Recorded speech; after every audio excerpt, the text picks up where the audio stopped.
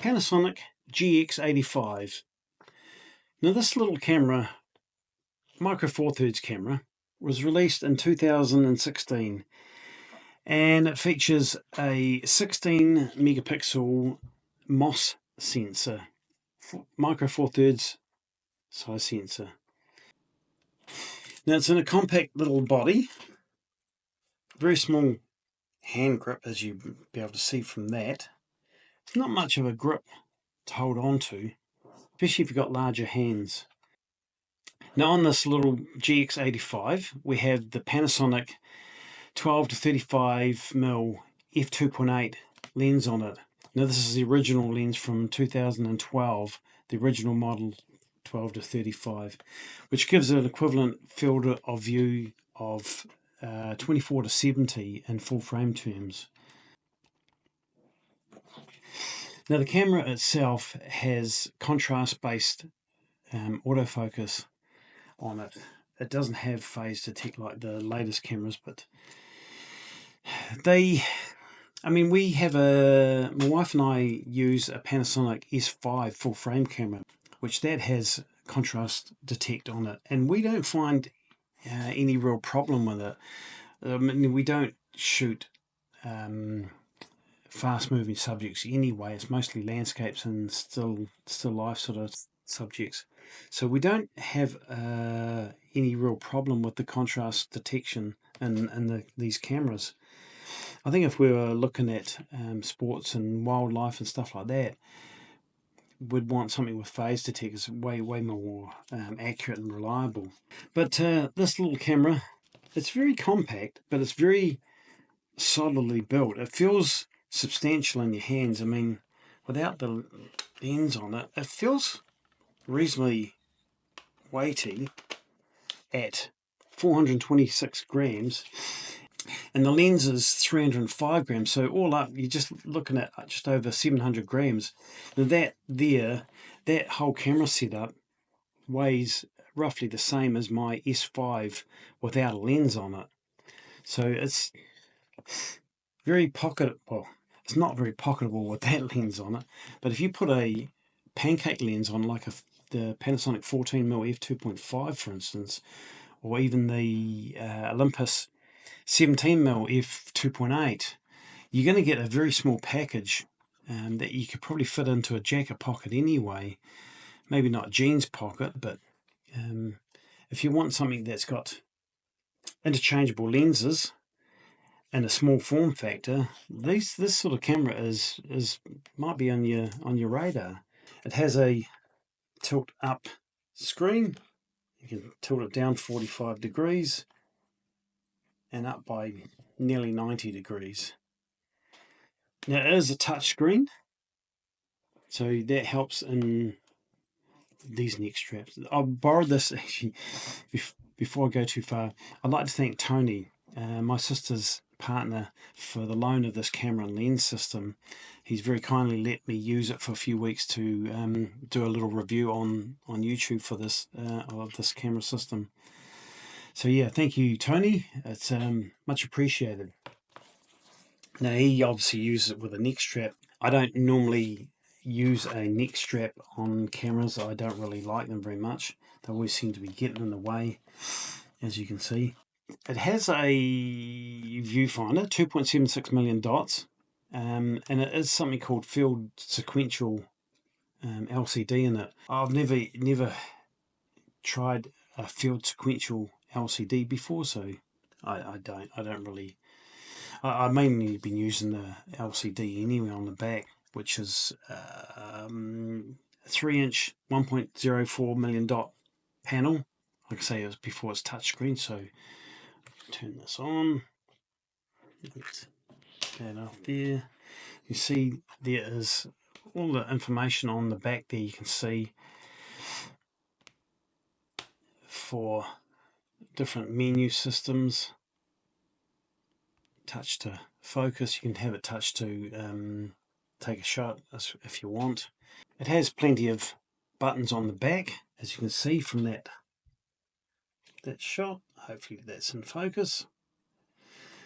But one thing I find with this is that being a smaller camera, when I got my thumb on the resting on the back there, I'm often touching that that function button there, which I'm presuming you'll be able to disable in the menu system if you want to. But you know, there's this trouble with some of these smaller cameras. They're trying to fit more buttons and dials on the back, buttons especially, and you know, invariably your thumb's going to get in the way of some of these buttons, and you might end up changing something on the camera that you didn't really want to change.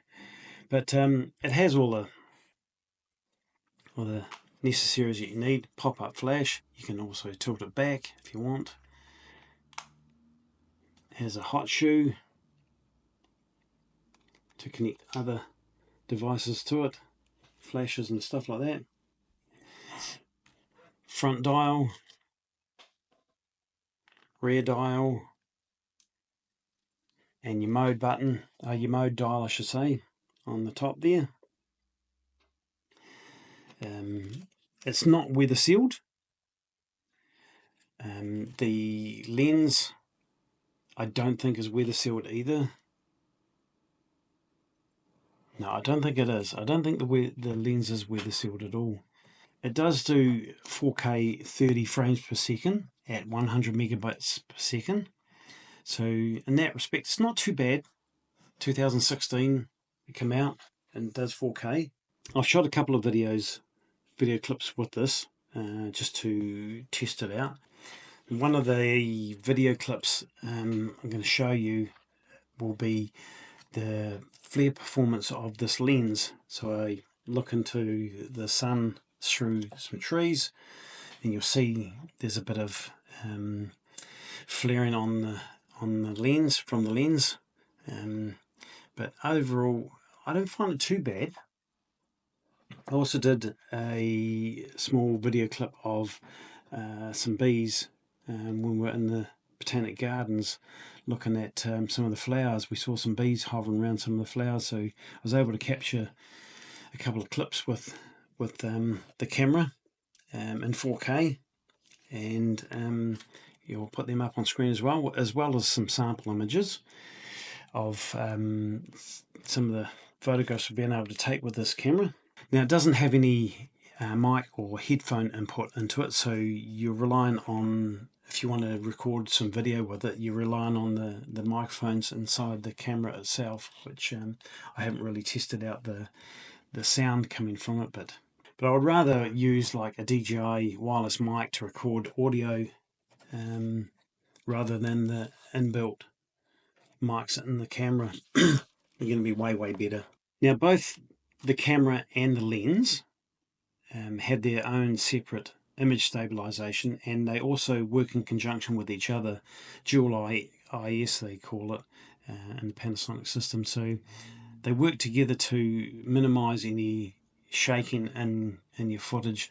Like at 24mm, you're not really going to need it very much at all anyway, but as you go into longer lengths, like 70mm equivalent or 100mm or whatever, you're going to need the dual IS to help stabilize your footage if you're doing like video.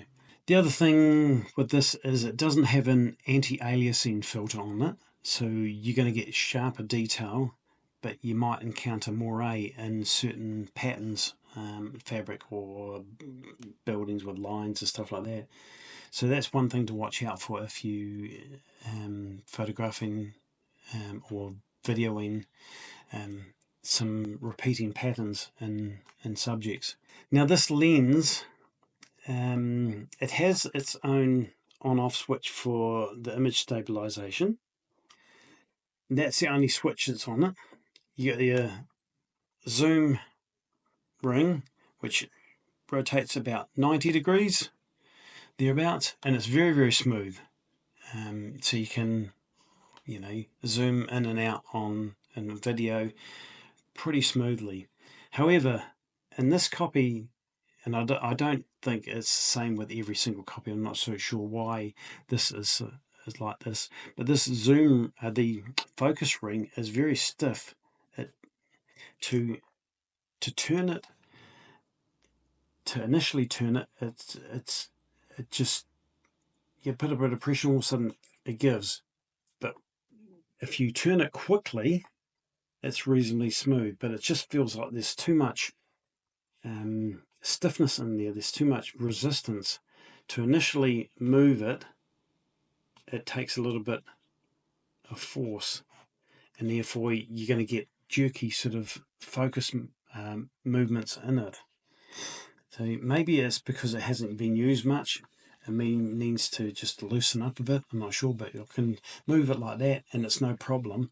But it's the little fine little movements, it just tends to jerk each time. And the lens has a 58mm filter thread on it. Includes the lens hood, which, 58mm filter threads are pretty easy to come by, and they're pretty cheap anyway. Better than the 77 or 82mm filters that you get out, which are much more expensive than the 58 or smaller sizes. It does extend as you zoom out, but that's no big deal. It's not too bad. It's a small, compact little 24 to 70 equivalent in a full frame terms. So if you're looking for something small to travel around with, this sort of camera, these sort of cameras from the Micro Four Thirds system are quite good. They give you a bit of reach. So, any lens like 12 to 35, you just double that, because it's a 2 times crop factor on the Micro Four Thirds sensor. So 12 to 35 is 24 to 70 in full frame terms. So you get a 100 to 400mm lens for the Micro Four Thirds, and you're into 200 to 800mm full frame terms equivalents.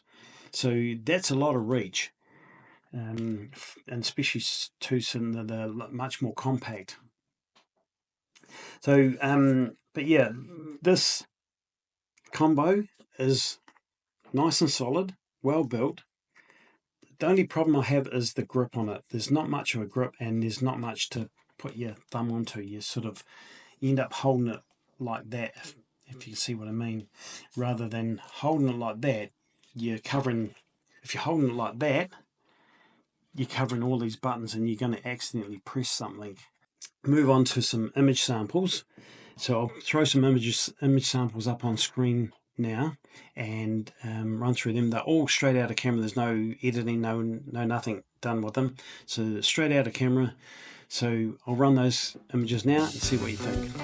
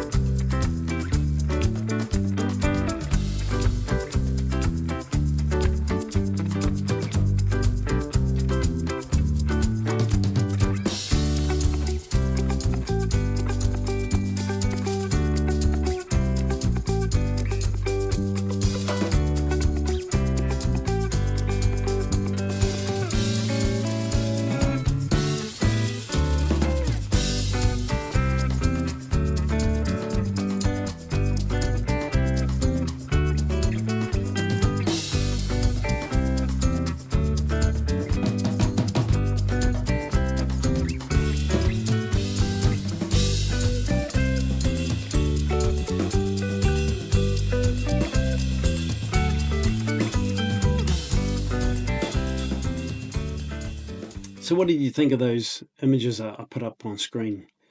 Now, my personal favourite is the one of the little brown mushroom that looks like it's got a burger bun. It looks like a burger bun, all surrounded by acorns, and it's on my screen right now. Now, also, the two guys who let us film them practicing their boxing, I want to thank those two for letting us take a few photos. Now, you two, if you're watching this, if you want some proper images done with a much better camera and lens system, get in touch with me. I'll be happy to give you, to take some photos and to supply you with a few photos if you wish. So that's it for this short little review of this Panasonic GX8 and the 12 to 35mm lens. I hope you like the images and the couple of video samples I put up on screen. And yeah, thank you all for watching, and we'll see you again next time. Bye bye.